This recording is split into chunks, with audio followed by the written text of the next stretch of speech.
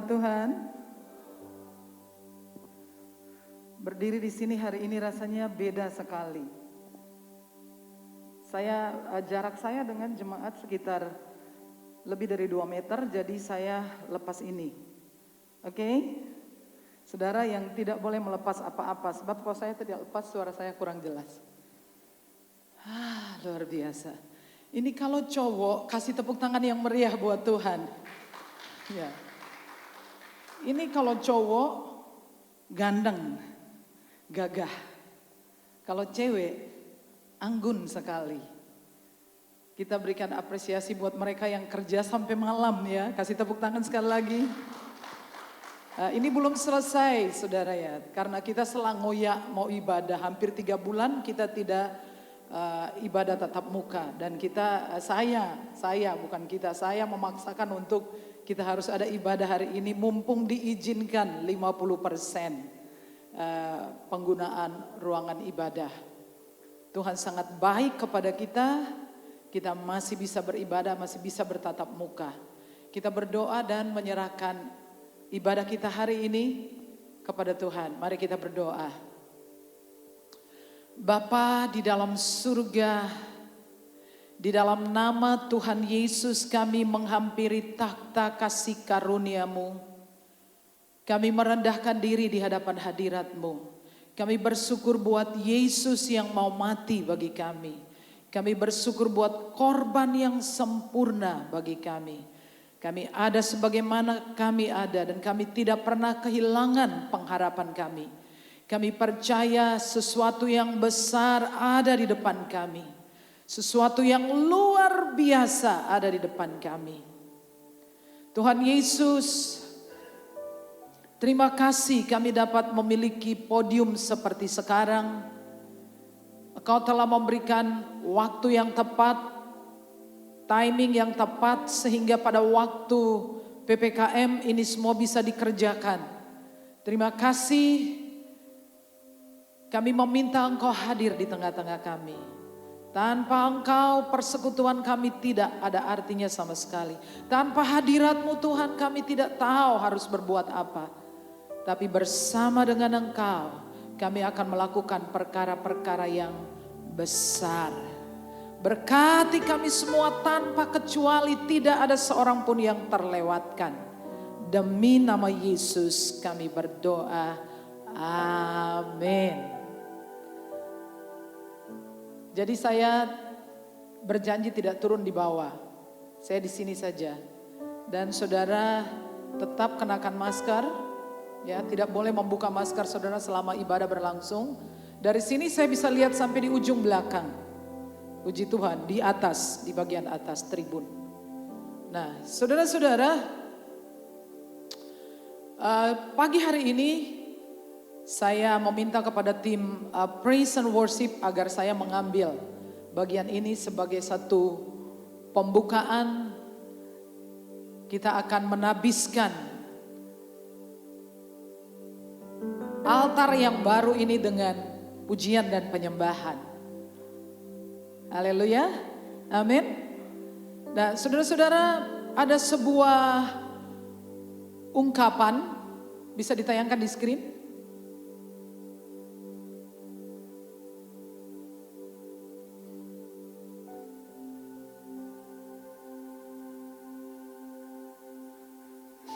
Ya,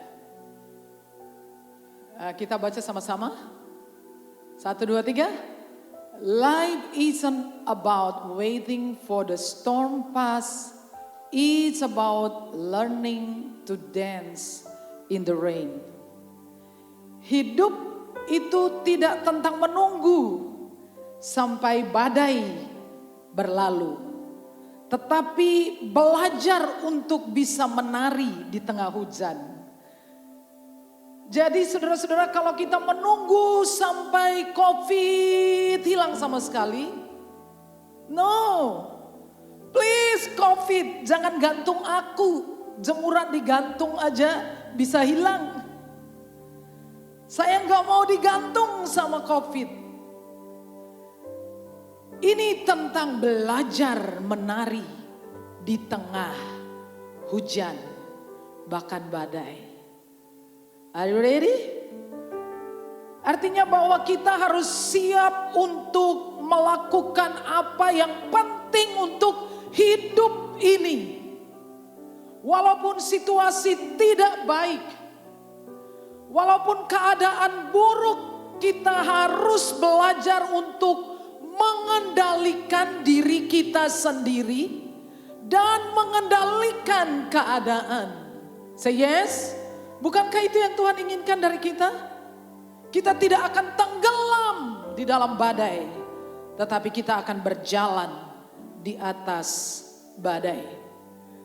Nah, saya mau berbagi tentang seorang pria, yaitu Raja Uzia. Di dalam 1-2 Tawarik pasal 26, bacaan Alkitab saya untuk kesekian kalinya udah sampai di kitab Tawarik. 2 Tawarik. 2 Tawarik pasal 26. Kalau saudara membuka Alkitab, saudara bisa baca, tetapi saya menulis ayat itu saja, ya. Kita baca mulai dari ayat pertama. Segenap bangsa Yehuda mengambil Uzia yang masih berumur 16 tahun dan menobatkan dia menjadi raja menggantikan ayahnya Amazia. Ia memperkuat Elot dan mengembalikannya kepada Yehuda. Sesudah raja mendapat perhentian bersama-sama dengan nenek moyangnya.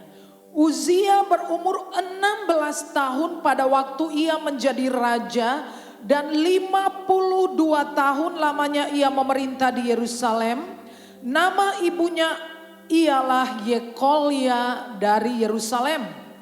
Ayat 4, ia melakukan apa yang benar di mata Tuhan, tepat seperti yang dilakukan Amazia ayahnya. Ayat 5 kita baca sama-sama. 3, ia mencari Allah selama hidup Zakaria yang mengajarnya supaya takut akan Allah, dan selama ia mencari Tuhan, Allah membuat usaha segala segala usahanya berhasil. Saudara-saudara, saya membagikan sebuah postingan, itu cuplikan khotbah saya tentang Yehezkiel yang menerima sebuah wahyu, penglihatan, vision tentang Yerusalem yang dibangun pada masa di mana mereka itu ada di pembuangan. Mereka sudah mapan, kebanyakan mereka sudah mapan, mereka sudah bekerja, anak-anak mereka tidak tahu sejarah. Tetapi Yehezkiel menerima pewahyuan penglihatan bahwa ada masa depan di Yerusalem. Sedang Yerusalem itu sudah hancur, mustahil.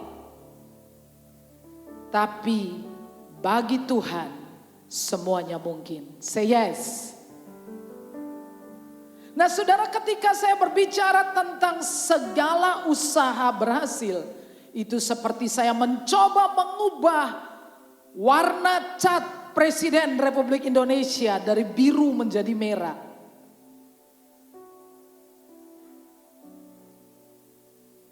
Ya, do you understand? Nampaknya mustahil. Saudara mungkin akan berkata kepada saya, aduh Bu, asal bisa makan Bu. Apakah mungkin Tuhan bisa, Tuhan mau, Tuhan akan membuat segala usaha kita berhasil? Mungkin gak?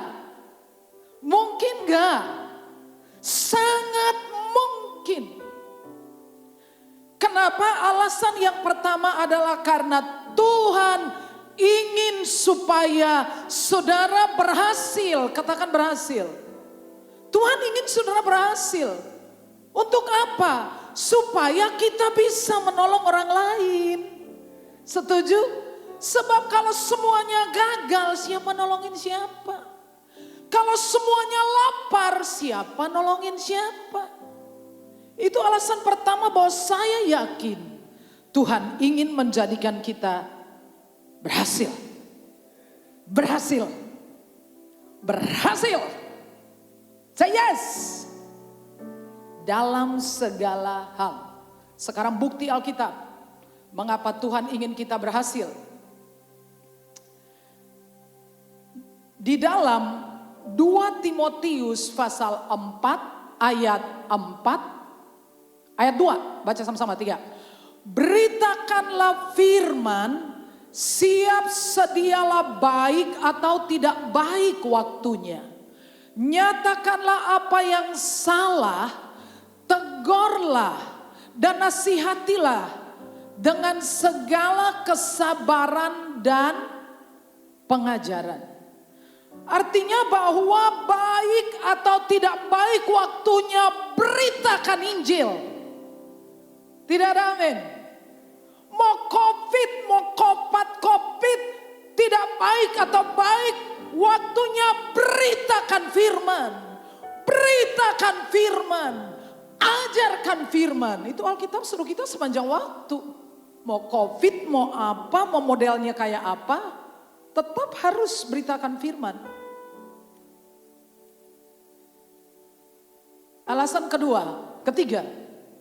Injil Yohanes pasal 15 ayat 16. Yohanes 15 ayat 16.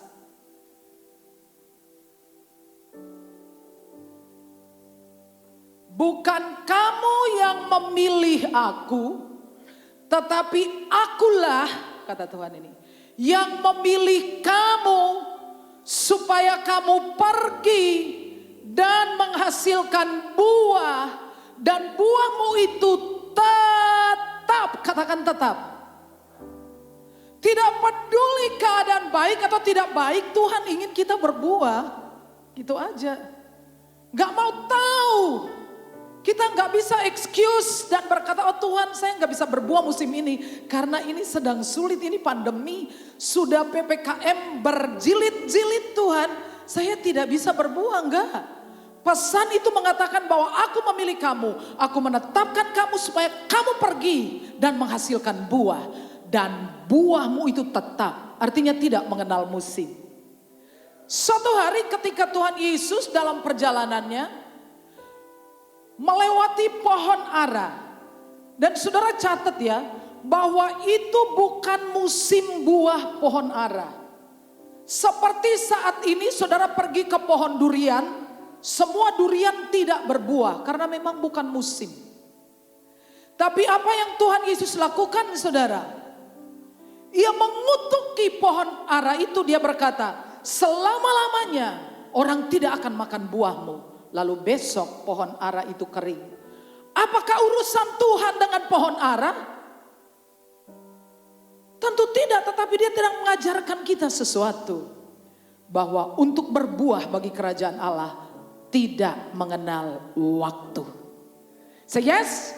Dan itu sebabnya aku berkata kepadamu bahwa engkau dan aku pasti bisa berhasil. Waktunya baik atau tidak baik, keadaan sedang tidak baik atau baik, kita pasti berhasil.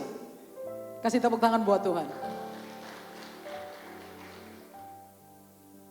Itu yang dimaksudkan oleh firman Tuhan.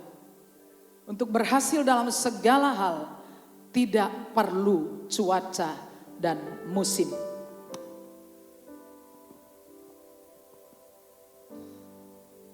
Kami mau menyanyikan sebuah lagu.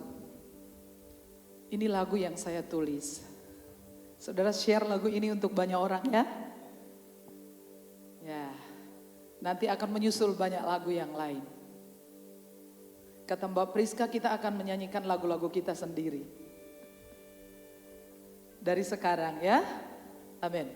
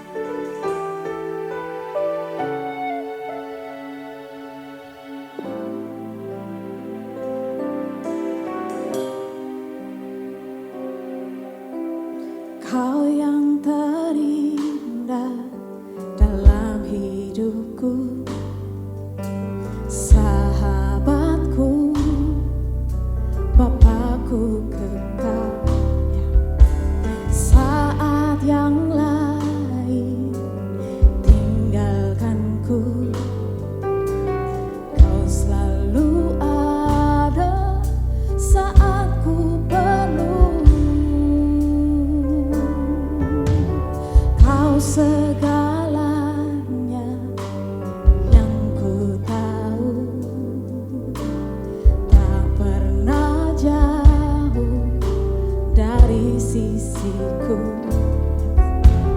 Badai mengamuk di hatiku, tetap ku teguh pegang janjimu.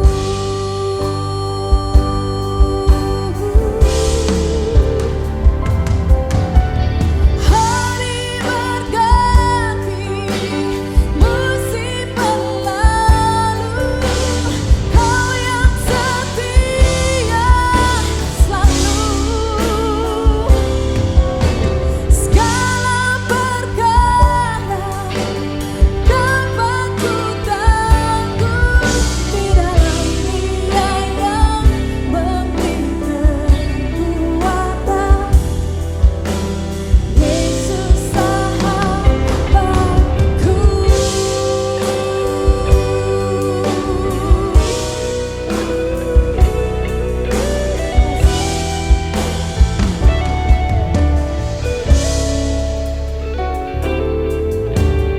Kau segalanya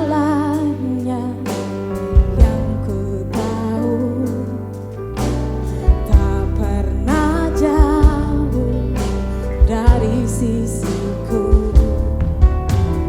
Badai mengamuk di hatiku, tetap ku teguh pegang janjimu.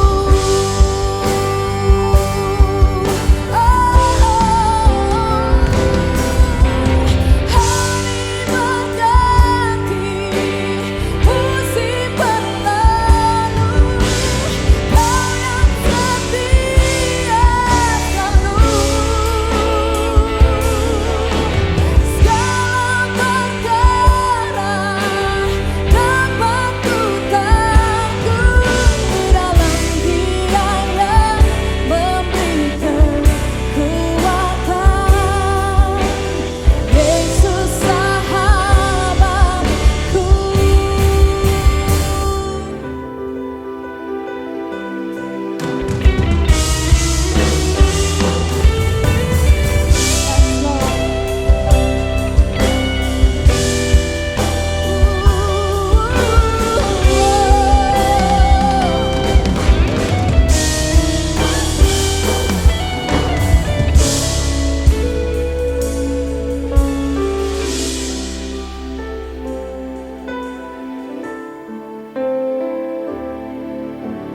Hari berganti, musim berlalu, kau yang setia selalu. Segala perkara dapat ku tanggung di dalam Dia yang memberi kekuatan. Yesus sahabat, Yesus sahabat. Hari berganti, musim berlalu, kau yang setia selalu. Segala perkara dapat ku tanggung di dalam Dia yang memberi kekuatan. Di dalam Dia yang memberi kekuatan. Yesus sahabatku.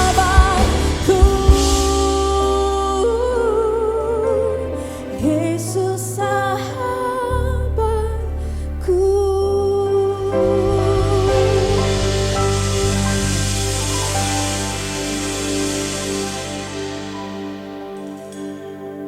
Yang penting ada Yesus. Amin.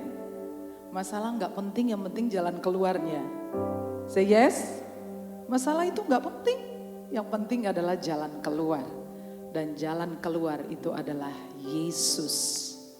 Yesus adalah sahabat kita. Sekali lagi berhasil tidak melihat musim. Sekarang kita mau belajar dari Raja Uzia. Ya. rumusnya untuk berhasil di segala musim. Saya ini nggak mau ngiming-ngimingi. Saya hanya mau mengatakan kebenaran. Ya, amin. Jadi nggak cuma mau menghibur, mengelus-elus saudara, enggak.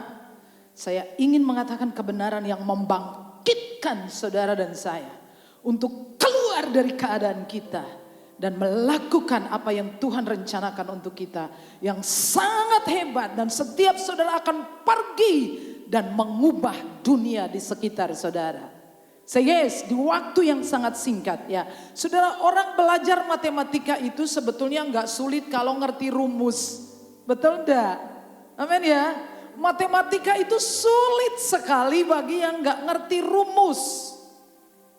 Kenapa matematika itu jadi mudah buat Kristi? Karena dia ikut les sejak dia SD. Les matematika. Ada beberapa les yang diikutin, jari-jari. Ada les kumon. Jadi tidak heran ketika ujian matematikanya selalu bagus. Karena ngerti rumusnya. Saudara, kalau kita kesulitan untuk bisa bagaimana menjalani hidup ini, bagaimana kita kerja, kita berbisnis, kita melayani Tuhan, dan kita nggak berhasil, kita harus ngerti rumus. Katakan rumus. Nah, ini rumusnya ya. Masih di ayat 5.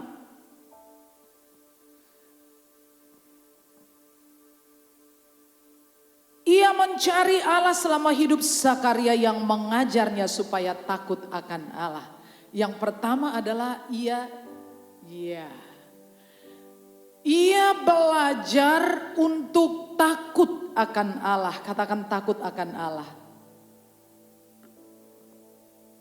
Takut akan Allah. Apakah suara saudara terhalang masker? Takut akan Allah. Katakan takut akan Allah. Saya takut akan Allah. Saudara, ini adalah pelajaran yang sangat basically. Ini adalah pelajaran mendasar. Sebelum saudara membangun di atas dasar ini, saudara tidak akan mendapatkan poinnya. Karena apapun ajaran itu harus membuat saudara dan saya lebih hormat kepada Tuhan. Katakan hormat. Jadi takut di sini bukan takut setan, takut hantu, itu beda. Ini tentang kekaguman, takjub. Dengan kata lain dari takut akan Tuhan dalam konteks ini adalah hormat kepada Tuhan. Say yes. Orang yang takut akan Tuhan itu memang menghormati Tuhan.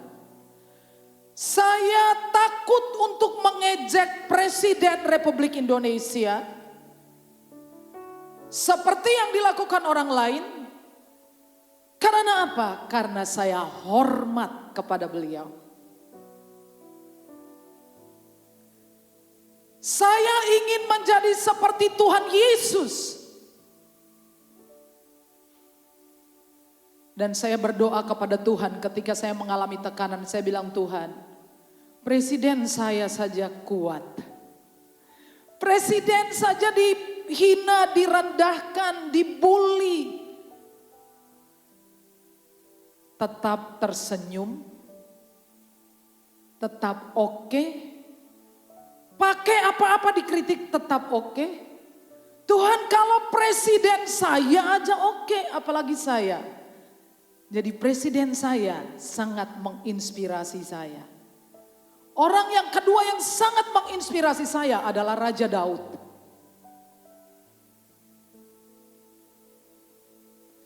Kenapa kita tidak membuli presiden saja? Karena kita menghormatinya.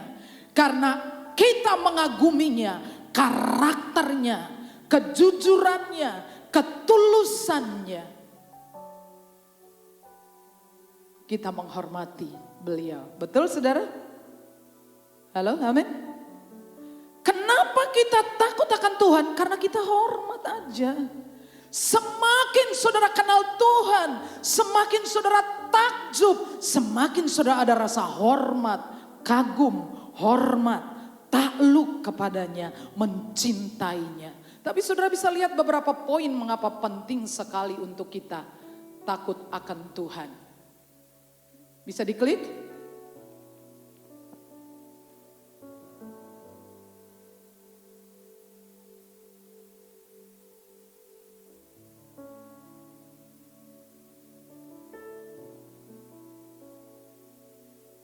Ya. Kelihatan saudara? Oke. Takut akan Tuhan. Orang yang takut akan Tuhan itu karib dengan Tuhan. Setuju? Amin. Tuhan bergaul karib dengan orang yang takut akan Tuhan. Dan perjanjiannya diberitahukannya kepada mereka. Yang kedua, orang yang takut akan Tuhan itu dijaga oleh malaikat Tuhan. Amin. Malaikat Tuhan berkemah di sekeliling orang yang takut akan Dia, ya. Saudara, kalau kutip ayat jangan sepotong-sepotong. Harus utuh.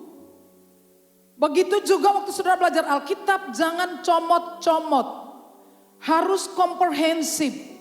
Harus belajar, harus mau belajar. Karena saudara tahu ketika usia berhenti belajar, takut akan Tuhan, dia jatuh. Ketika dia berhenti untuk belajar bagaimana takut, hormat kepada Tuhan, dia berhenti berhasil. Itu saja. Orang yang takut akan Tuhan tidak berkekurangan satu apapun yang baik. Say yes. Saudara gak mungkin kekurangan. Selama saudara takut akan Tuhan, hormat kepada Tuhan. Singa-singa muda merana kelaparan, tetapi orang-orang yang takut akan Tuhan tidak berkekurangan. Tingginya pengangguran bukan karena orang tidak berpendidikan tinggi. Tapi karena apa? Karena gengsinya yang ketinggian.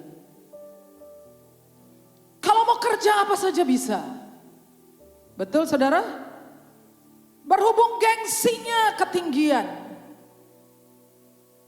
Waktu usia berhenti takut akan Tuhan, berhenti juga keberhasilannya. Waktu usia berhenti takut akan Tuhan, dia menjadi angkuh.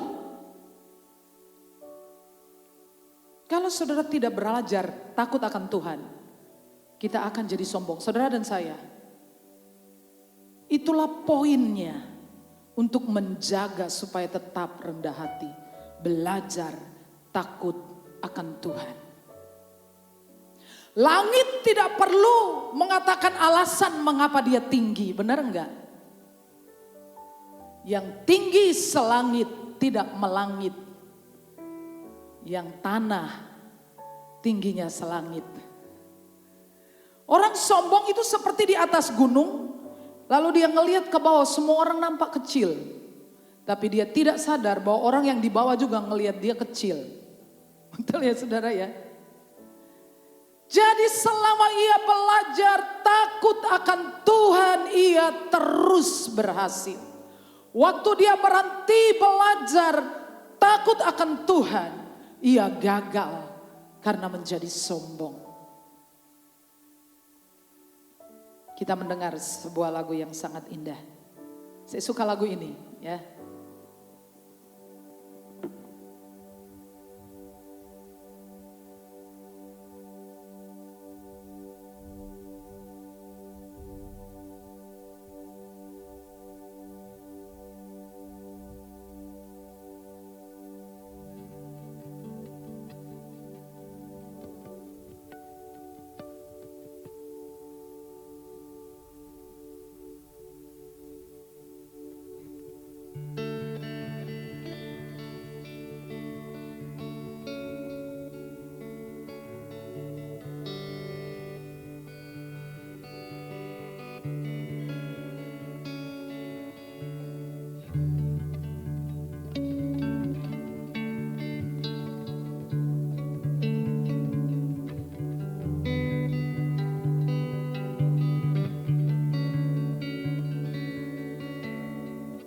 belajar untuk menghormati Engkau.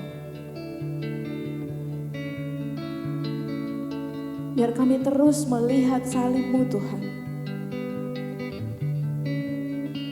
Bahwa tekanan yang kami alami di dunia ini, hari-hari ini, dalam setiap aspek hidup kami, tidak melebihi apa yang Kau alami di kayu salib buat kami.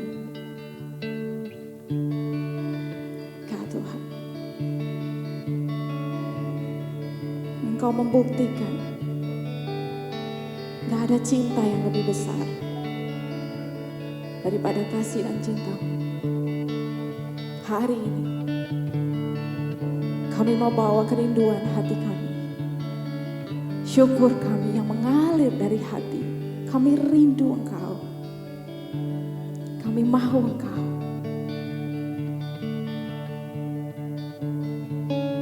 Oh Jesus,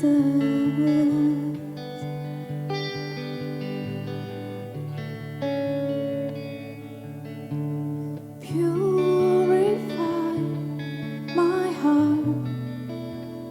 Let me be as gold and precious silver. Purify my heart. Let me be as gold, pure gold, refiner's fire. My heart's one desire is to be holy, set apart for you, Lord, and I just to be holy, set apart for you, my Master. I'm ready to do your will. Saya mengundang kita semua untuk bangkit berdiri. Kita nyatakan buat Tuhan, biar Tuhan melihat kerinduan hati kita yang sesungguhnya. Sebuah keinginan untuk hanya menyembah Tuhan itu berasal darinya sejak awal. Kita miliknya, kita ciptaannya, buatan tangannya. Kita hanya bisa hidup untuk menyembah Dia. Tuhan, satu kerinduan yang mendalam pagi ini. Singkirkan semua hal yang tidak Engkau sukai dari hidup kami, dari hati kami, perkataan kami, pemikiran kami, ide kami, keputusan kami. Kami mau hanya Engkau Tuhan, karena kami tahu itu yang terbaik. Purify, purify my heart. Let me be as gold, yes, and precious silver. Purify my heart, and let me be as gold, pure gold, and refiner's fire. My heart's one desire is to be holy, holy, set apart for you, Lord. I just to be holy, set apart for you, my Master. I'm ready to do your will. Refiner's fire. Refiner's fire, api yang memurnikan. My heart's one desire, keinginan hatiku is to be holy, holy, set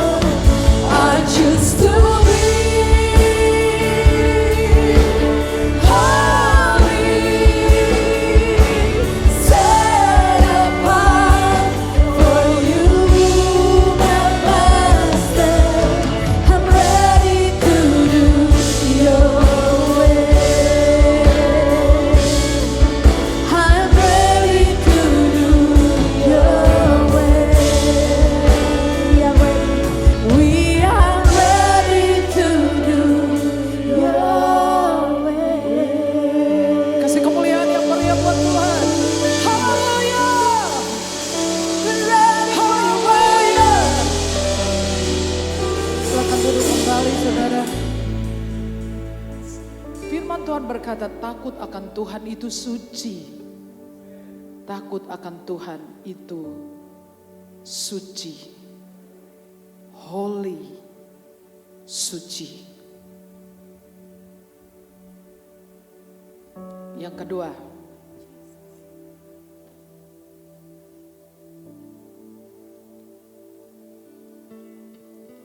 come on.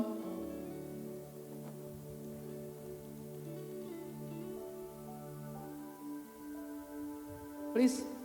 Ya.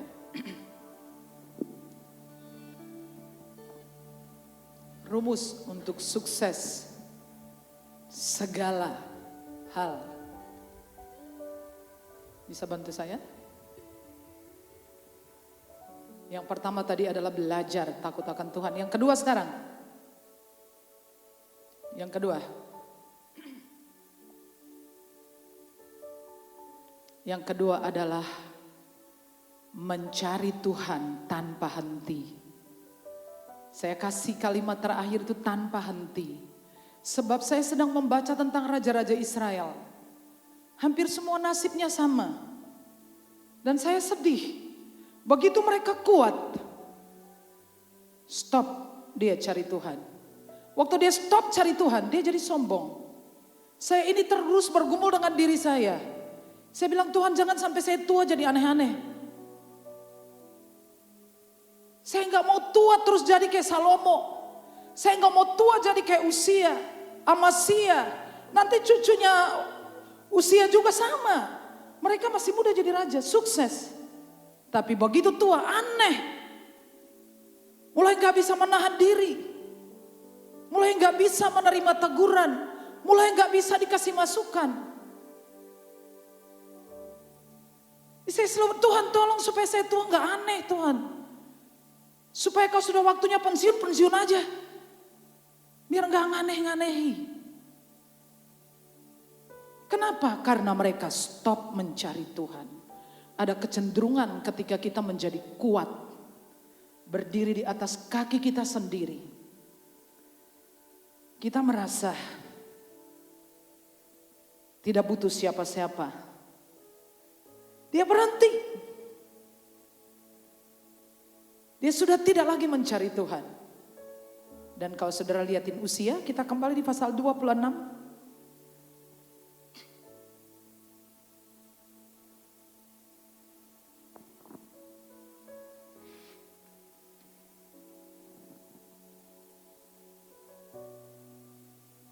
Pasal 26. Ayat 16. Setelah ia menjadi kuat, ia menjadi tinggi hati, sehingga ia melakukan hal yang merusak. Jadi waktu dia jadi kaya raya, kuat, bukan Tuhan yang membuat dia gagal lagi. Dia sendiri yang melakukan apa yang merusak. Apa itu? Apa yang merusak? Karena sombong itu, akhirnya dia mempersembahkan korban, ukupan. Yang saudara tahu bahwa ukupan itu hanya bisa dibawa oleh imam. Orang Lewi juga enggak. Itu ukupan yang ditaruh di antara ruang Maha Kudus dan ruang kudus. Nah ini loh saudara, jangan sampai kita begitu kuat melakukan apa yang merusak. Dan kadang-kadang kita nggak tahu saudara. Karena didorong oleh kesombongan, didorong oleh karena rasa percaya diri yang palsu. Saya ini sedang mengkhotbahin diri saya sendiri. Supaya nanti jangan aneh-aneh.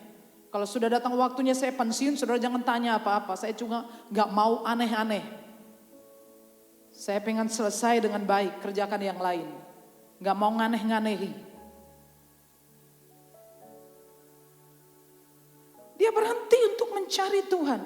Nah saudara, saya ada rahasia yang Tuhan singkapkan kepada saya. Kenapa kita, kok kita baca tentang Daud, aduh banyak sekali. Saya cuma mau cari tentang Daud mengenai mencari Tuhan.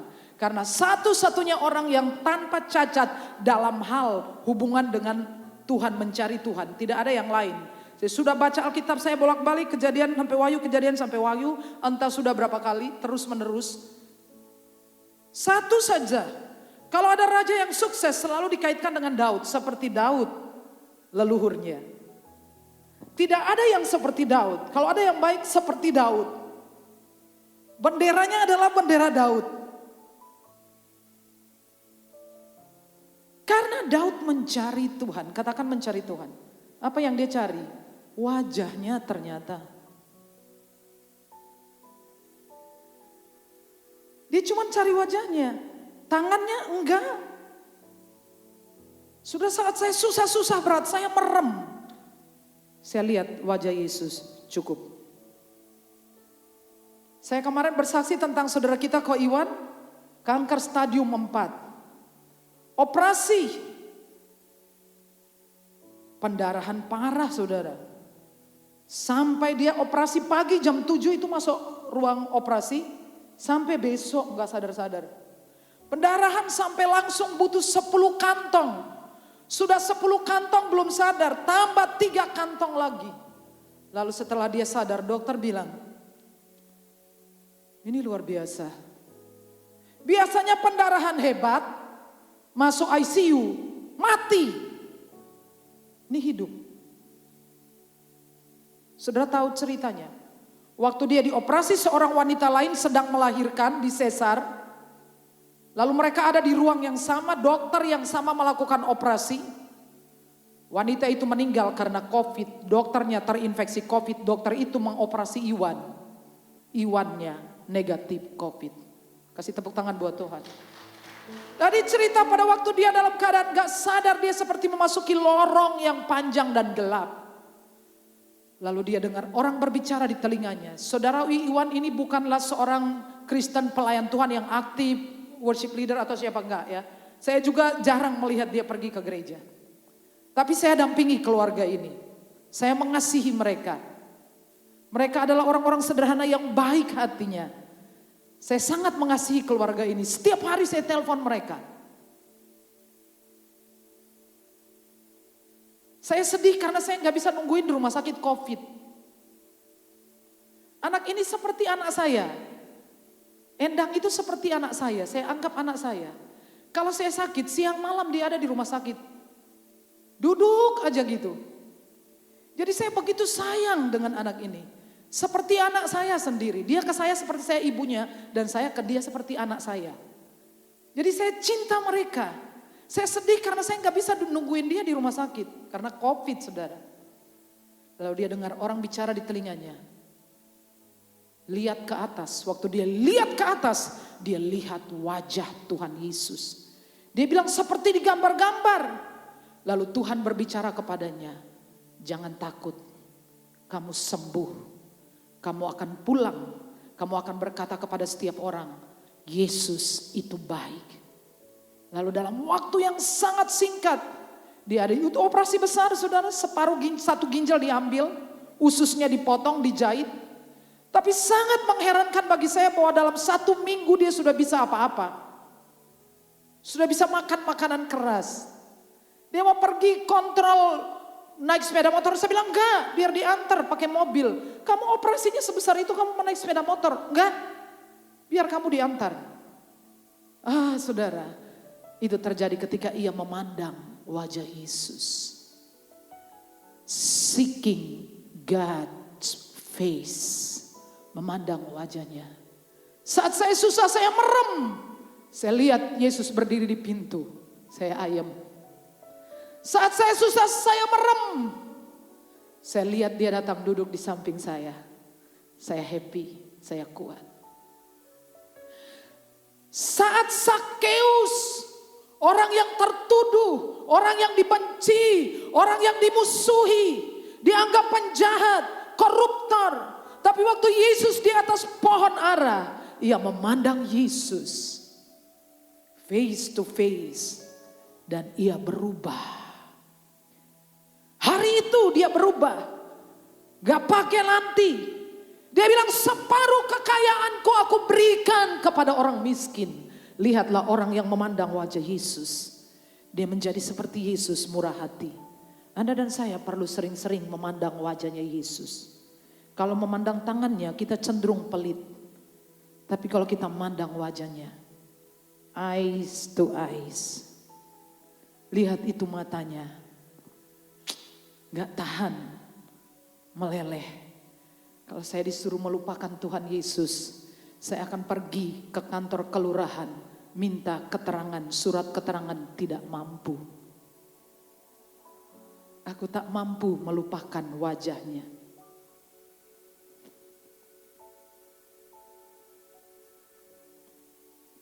Cari wajahnya. Cari wajahnya. Bilangan pasal 6 ayat 24 dan 25, alasannya kita mencari wajah Tuhan. Ini sebetulnya sudah dalam perjanjian lama. Sudah saya temukan ayat ini sangat luar biasa. Baca ya. 1, 2, 3. Tuhan memberkati engkau dan melindungi engkau. Tuhan menyinari engkau dengan lebih keras, dan memberi engkau kasih karunia. Lagi 25. Tuhan menghadapkan apa? Tuhan menghadapkan wajahnya kepadamu dan memberi engkau. Hei, tangkap firman Tuhan ini. Jangan biarkan setan mengambilnya. Kemarin saya ikut kelas pemuritan buat praise and worship. Dan saya diberkati dengan tentang hati. Kenapa orang Kristen tidak tumbuh? Karena waktu dia dengar firman Tuhan gak ngerti. Kenapa gak ngerti? Karena niatnya sudah gak ngerti. Datang ke gereja buat tidur di gereja. Ya, jadi memang gak ngerti. Lalu iblis mengambil. Jangan saudara remehkan kebiasaan datang duduk di gereja dan ngantuk. Atau buka-buka HP saudara. Karena ini saudara harus ngerti. Ini bagi saya pewahyuan. Kenapa kita memandang wajah Tuhan? Karena Tuhan sendiri mengajarkan kepada Musa, begini caranya engkau memberkati orang Israel. Makanya kalau belum doa berkat, jangan keluar. Karena doa berkat ini yang diucapkan Musa, yang saya ucapkan kepada saudara. Tuhan memberkati engkau dan melindungi engkau.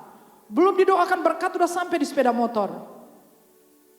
Bagaimana firman-Mu tumbuh? Sikap hati, tanah hati kita itu tidak baik terhadap firman. Tidak pengen tahu, tidak ada haus-hausnya. Waktu firman Tuhan diberitakan baca, searching apa yang lain. Akhirnya sudah nggak tahu. Dicuri sama iblis nggak ngerti. Oke?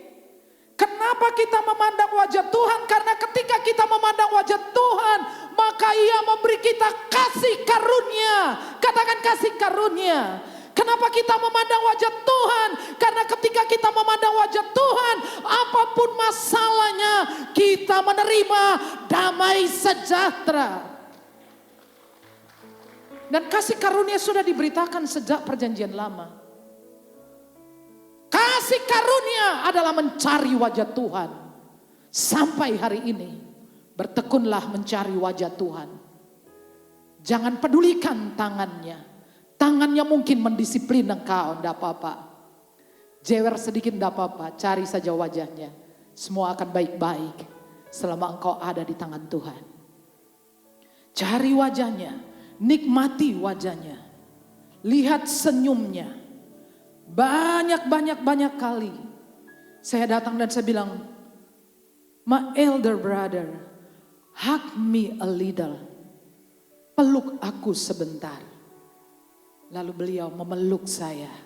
Dia adalah yang sulung dari banyak saudara. Ketika dia memeluk saya, semua masalah larut dalam udara. Saya nggak peduli lagi dengan masalah itu. Karena yang penting adalah jalan keluar. Kasih kemuliaan buat Tuhan. Cari Tuhan. Cari Tuhan. Itu adalah rahasia yang kedua.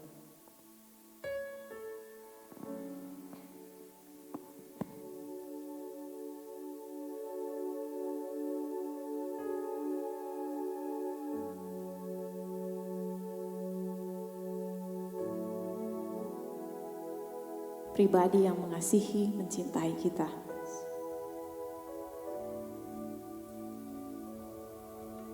Bila kita mencintai seseorang,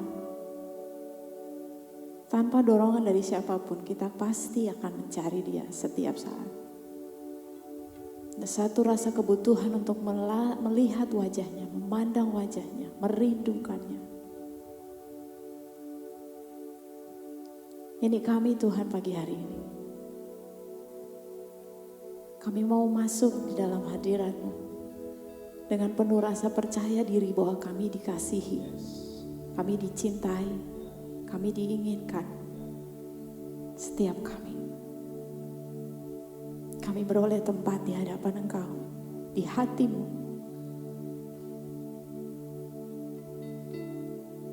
We love you, Jesus, and we're ready. We are ready to worship, Lord.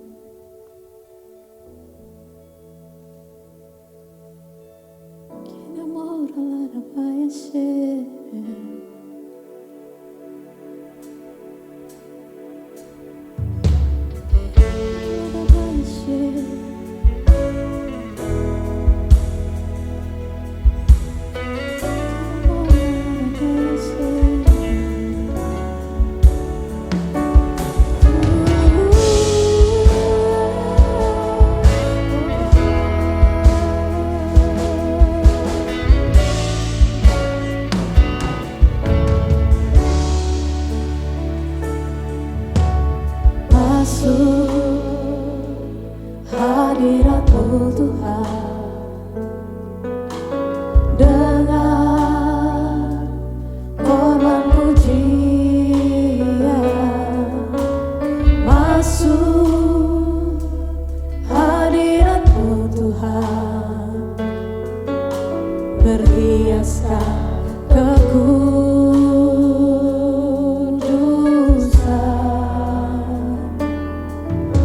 di hadapan hadirat-Mu Tuhan. Ku rasakan kedamaian di hadapan hadirat-Mu Tuhan. Ku nampak keagungan.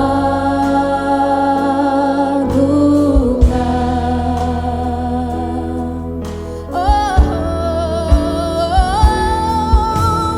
Yesus, ku sembah Kau, sujud di hadapan-Mu. Keinginan dalam hidupku hanya untuk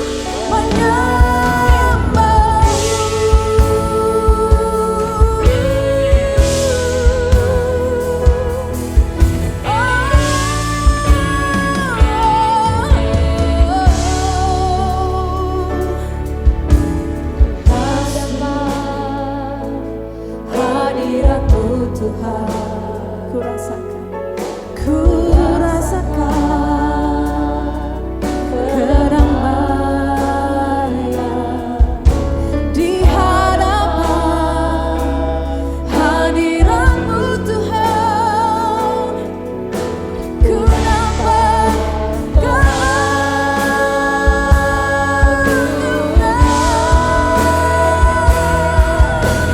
Yesus, ku sembah Kau, sujud di hadapan-Mu. Keinginan dalam hidupku hanya untuk menyembah-Mu. Yesus, ku sembah. Yesus,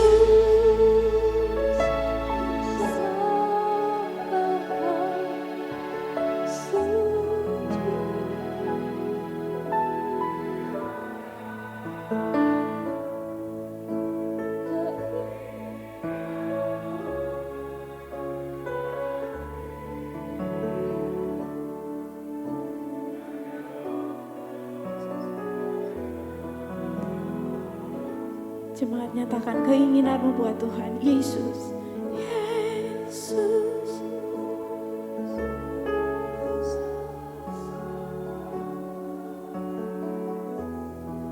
kami rindu Engkau Tuhan.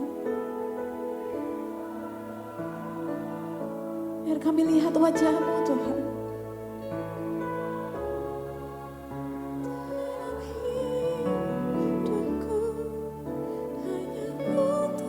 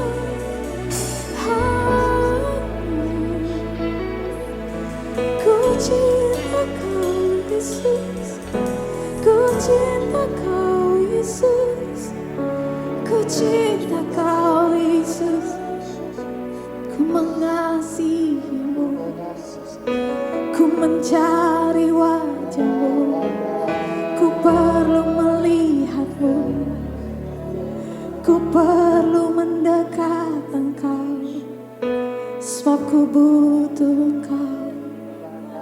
Ku mau berlari padamu, ku pilih jalan-jalanmu, yang ku tahu perkataanmu tinggal tetap.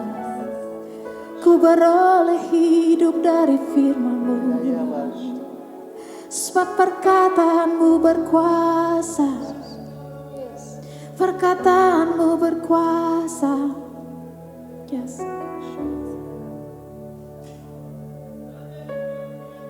Saat pikiranku mengatakan bahwa aku tidak bisa, maka aku memilih untuk mendengarkan perkataanmu Tuhan.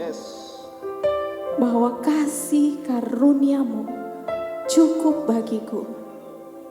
Dan di dalam kelemahanku, di dalam kesakitanku, kuasa-Mu menjadi sempurna.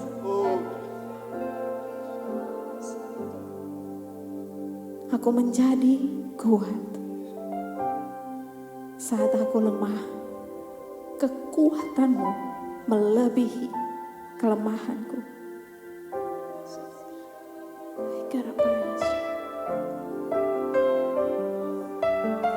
Yes, God.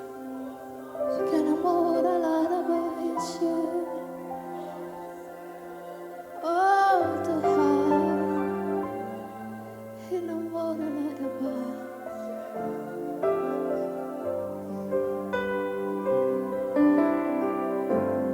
berlariku ke hadirat-Mu, sumber segalanya, hanya hadirat-Mu.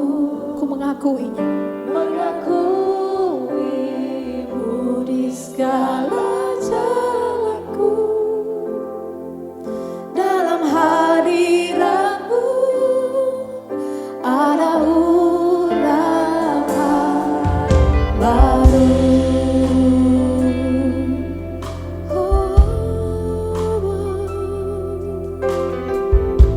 Ku pilih Engkau Tuhan. Katakan Yesus. Yesus pemegang nafasku, jiwaku aman dalam-Mu. Ya. Kau Tuhan yang tak pernah menyerah, membangkitkanku. Yesus, Yesus, Kau sangat berharga. Dari hati kita, Yesus pemegang nafasku, ya. Jiwaku aman dalam-Mu. Kau Tuhan, Kau Tuhan yang tak pernah menyerah, membangkitkanku. Yesus, Kau sangat berharga. Berlariku ke hadirat-Mu, sumber segalanya, hanya hadirat-Mu. Mengakuimu di segala jalanku. Dalam hadirat-Mu ada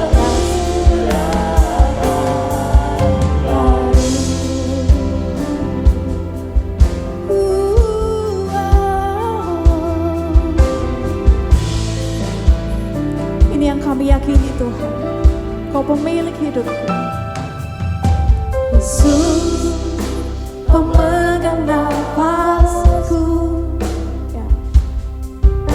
Jiwaku aman dalam-Mu. Oh.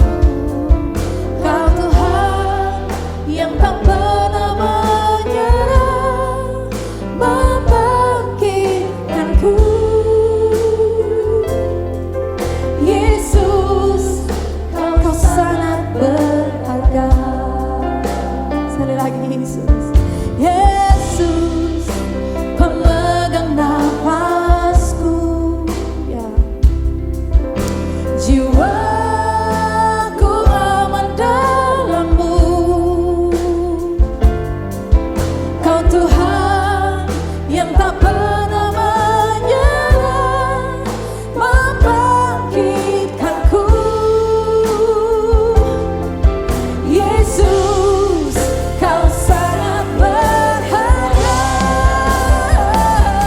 Berlariku ke hadirat-Mu, sumber segalanya. Hanya hadirat-Mu, mengakuimu di segala jalanku. Dalam hadirat-Mu ada urapan baru. Berlariku ke hadirat-Mu, sumber segalanya. Hanya dalam hadirat-Mu, dalam hadirat-Mu ada urapan. Dalam hadirat-Mu ada urapan. Dalam hadirat-Mu ada urapan.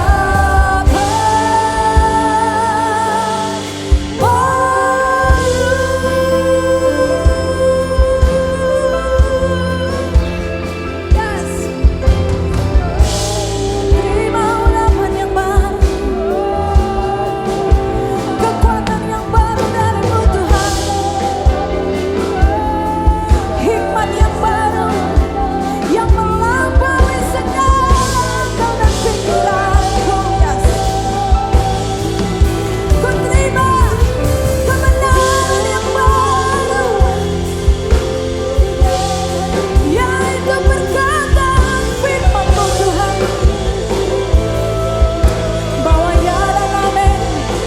Kau menyertai-Ku sepanjang masa, sampai akhir zaman. Hidupku aman di dalam lindungan tangan-Mu Tuhan. Oh yes, aku yakin Tuhan, ku berjalan bersama-Mu. Kakiku tak pernah goyah, karena Kau yang pegang nafasku.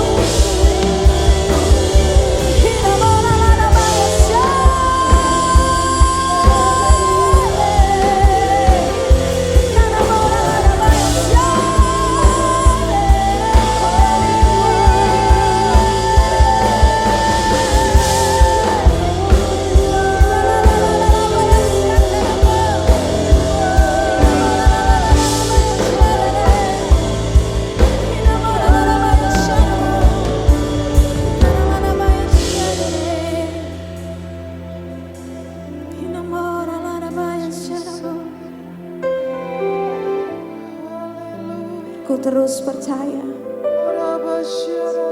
biar ku terus meyakini perkataan-Mu Tuhan, bahwa segala pencobaan yang ku alami adalah pencobaan-pencobaan yang biasa, yang tidak akan melebihi kekuatanku. Sebab aku tahu Engkau hidup di dalamku, aku hidup di dalammu. Maka kekuatan yang berasal dari dalam diriku adalah kekuatan dari Yesus. Sebab itu pencobaan, masalah, tekanan yang aku hadapi tidak akan pernah melebihi kekuatanku. Aku bisa melakukannya, aku bisa melaluinya, aku bisa sembuh, aku bisa kuat, aku bisa melaluinya, aku bisa menjalaninya, aku bisa menahannya. Karena kasih karunia Tuhan Yesus cukup bagiku. Tuhan, Kami minta keberanian untuk terus berlari, memilih Engkau, memilih untuk lebih mengimani, memperkatakan apa yang menjadi firman-Mu. Kami tahu Tuhan sampai hari ini firman-Mu berkuasa, ya dan amin. Langit dan bumi lenyap, tapi perkataan-Mu tinggal tetap di dalam hati kami, pikiran kami, mulut kami. Itu yang kami jalani setiap hari. Kami tahu karena ada Roh Kudus yang menolong kami, menuntun kami kepada kebenaran, kepada kekuatan yang berasal dari Engkau. Gak ada yang mustahil buat Engkau, Yesus. Saat kami menyembah, Roh-Mu bekerja dimanapun. Saat kami panggil Tuhan di setiap aspek hidup kami, maka pasti terjadi perubahan. Oh Jesus.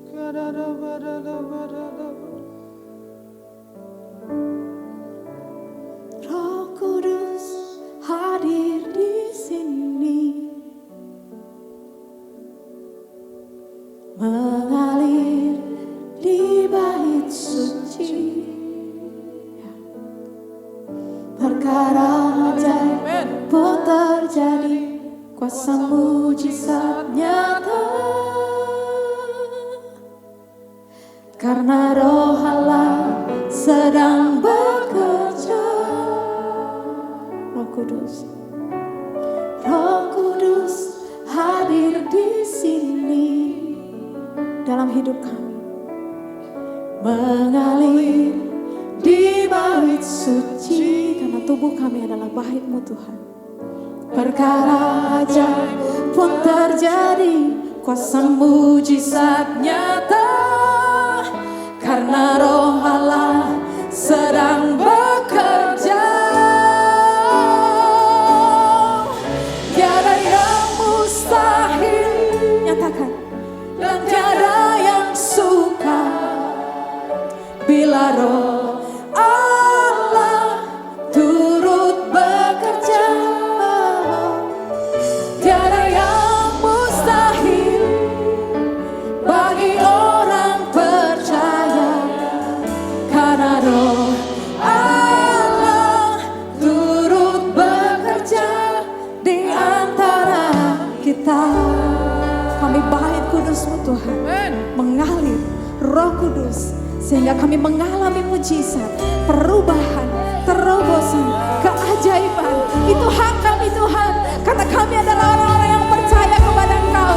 Kami berjalan karena firman-Mu, kami setiap hari memperkatakan firman-Mu.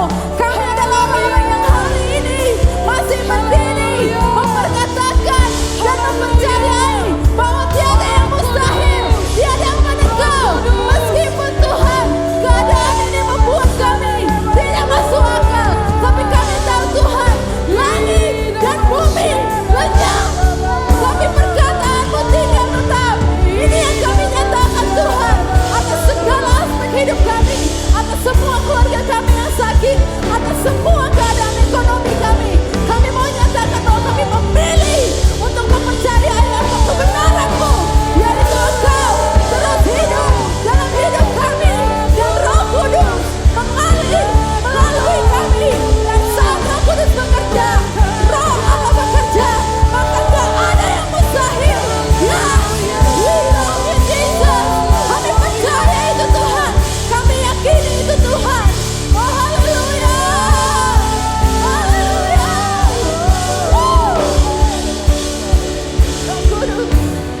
Roh Kudus hadir di sini. Yes, dalam nama Yesus.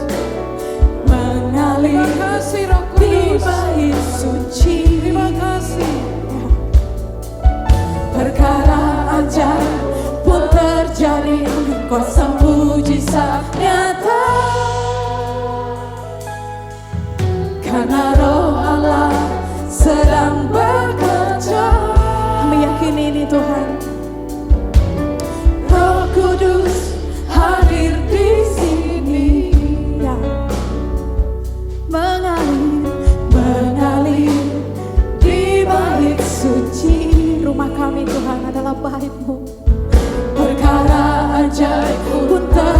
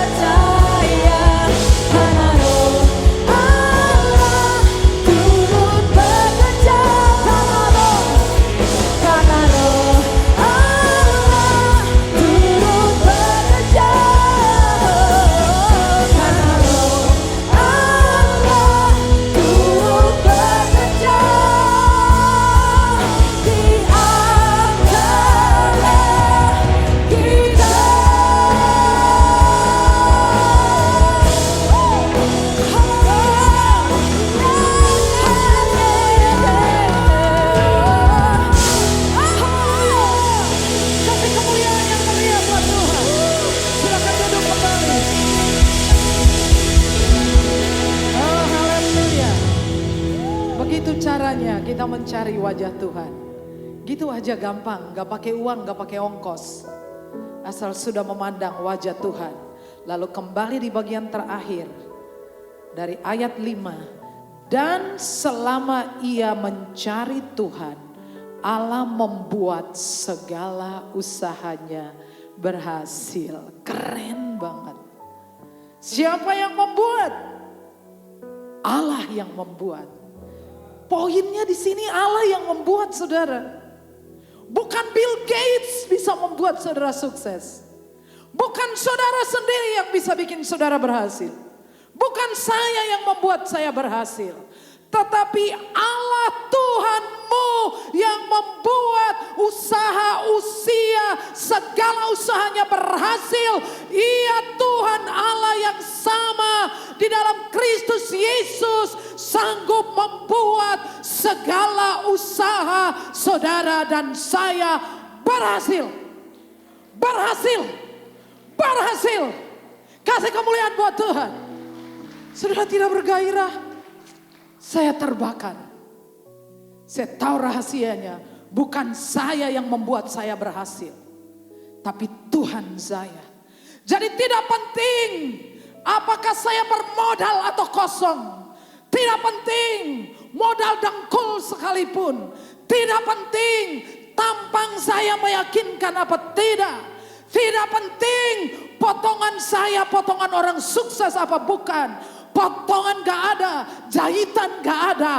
Tidak penting, Allah lah yang membuat saya berhasil. Kasih kemuliaan buat Tuhan. Kalau saudara tangkap poin ini, saudara gak ragu-ragu.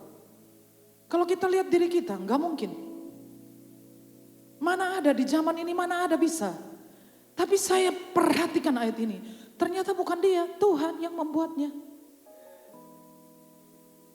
Bagian kita, ya cari saja wajahnya. Belajar takut akan Tuhan. Amin saudara. Sesimpel itu. Very simple. Jangan dibikin sulit, jangan dibikin rumit. Very simple, sederhana. Tuhanlah yang membuat berhasil. Saya ngikuti aja. Itulah alasannya mengapa Musa disuruh berdiri dan mengulurkan tongkat ke laut. Menurut saya ini orang gila. Harusnya kapal selam yang bisa membawa mereka nyebrang laut Taberau. Betul? Tapi bukan Musa, melainkan Tuhan yang membuat itu berhasil. Itu yang membuat Musa berdiri di depan gunung batu dan suruh ngomong. Saudara mungkin nampaknya edan. Saudara mungkin nampaknya gila. Saudara mungkin kelihatan idiot. Tapi kalau saudara cari Tuhan dan Tuhan bilang, kamu ngomong aja. Ini terlalu rajin, dia mau mukulin, kesel. Tapi kamu ngomong, come on. Gunung batu, keluarin air. Airnya keluar. Karena bukan Musa yang membuat air keluar. Tapi Tuhan yang membuatnya. Tapi kamu harus belajar takut akan Tuhan. Amin. Ini yang membuat Petrus datang kepada Tuhan Yesus. Tuhan, tinggo nyaur utang. Orang yang bayar pajak. Piye? Tuhan bilang, pergi ke danau. Mancing. Saya kira kok orang perhatikan Petrus kayak orang gila ya.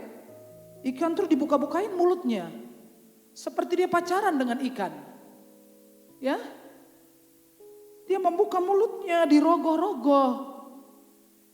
Kan gila ini. Karena bukan Petrus yang membuat dia bisa bayar pajak. Tuhan yang membuatnya. Kasih kemuliaan buat Tuhan. Karena itu saya tidak ragu saudara. Asal saudara belajar takut akan Tuhan. Saudara cari wajahnya selalu. Ia akan membuat apa saja. Apa saja yang kamu kerjakan mesti berhasil. Segala usaha saudara berhasil. Mari kita tunduk kepala bersama-sama. Oh haleluya. Kalau kita semua mau belajar seperti Usia. Belajar takut akan Tuhan. Ini adalah pelajaran yang sangat fundamental. Semua yang saudara ingin pelajari, ini landasannya. Takutlah akan Tuhan, hormatilah Tuhan. Sama seperti semua produk hukum di Indonesia bertumpu kepada Pancasila dan Undang-Undang Dasar 45. Semua yang saudara ingin pelajari, entah lewat YouTube, entah dari mana, landasannya adalah takutlah akan Tuhan. Selalu belajar untuk menghormati Tuhan. Cari wajahnya selalu. Cari wajahnya selalu. Apa saja yang Tuhan saudara lakukan, Tuhan yang membuat saudara berhasil. Kalau saudara lihat diri saudara depan cermin, apa bisa? Kalau saya lihat diri saya, apa bisa? Tapi kalau saya lihat Tuhan, saya yakin semua bisa. Saudara mau saya doakan saudara? Semua bisa berhasil, angkat tangan saudara. Tidak peduli ada potongan, ada jahitan, gak ada potongan, gak ada modal. Sudahlah, saudara, kebiasaan manusia itu adalah lihat kesulitan dulu. Saya emang enggak. Saya selalu lihat peluang. Kalau orang berkata ini sulit, dalam hati saya saya enggak mau lihat kesulitan, saya lihat peluang yang bisa saya dapatkan dari kesulitan itu. Karena Tuhanlah yang membuat berhasil. Bapak, kami di sini percaya, kami adalah orang-orang yang mau belajar takut akan Engkau, menghormati Engkau, mencintai Engkau.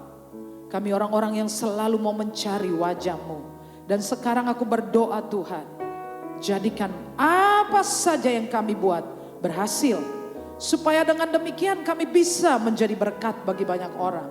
Kami bisa berbagi. Kami tahu kalau kami sering memandang wajah Tuhan, kami jadi seperti Tuhan. Kami murah hati seperti Tuhan. Seperti Musa sering memandang wajah Tuhan, maka mukanya bercahaya. Dunia tidak bisa melecehkan orang ini. Karena ia memandang wajah Tuhan dan ia bercahaya. Cahaya kemuliaan Tuhan. Kami rindu ini terjadi dalam hidup kami. Gereja ini, hamba-hamba Tuhan, para pelayan umat Tuhan di tempat ini terjadi di dalam nama Yesus. Amin. Kita akan berikan persembahan.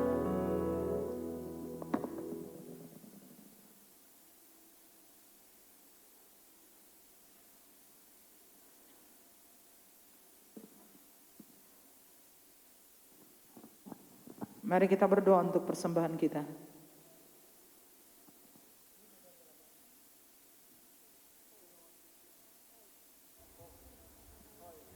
Mari kita berdoa.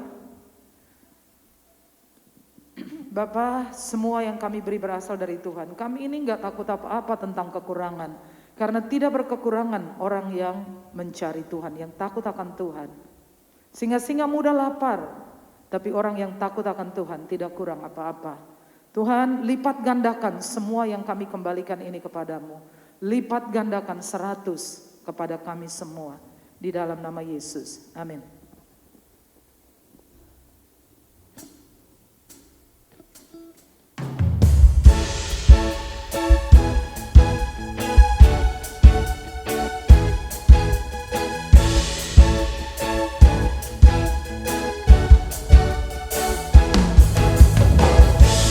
Begitu besar kasih telah tercurah bagi dunia, karya-Mu, kasih-Mu yang termulia.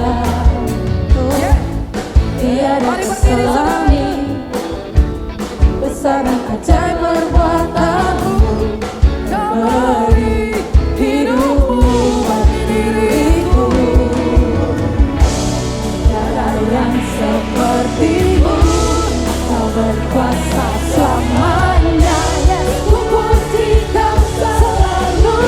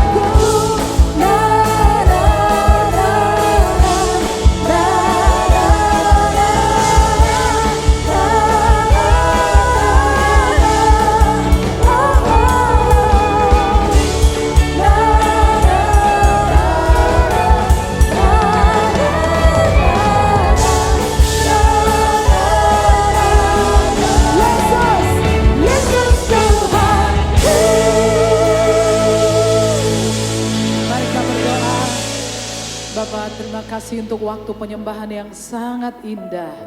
Kami menikmati wajah-Mu. Cukup bagi kami. Semua persoalan kami terselesaikan di hadirat-Mu. Engkaulah yang membuat kami berhasil. Bukan kami, bukan seseorang yang lain. Sepanjang minggu ini akan ditandai dengan penyertaan Tuhan yang sempurna.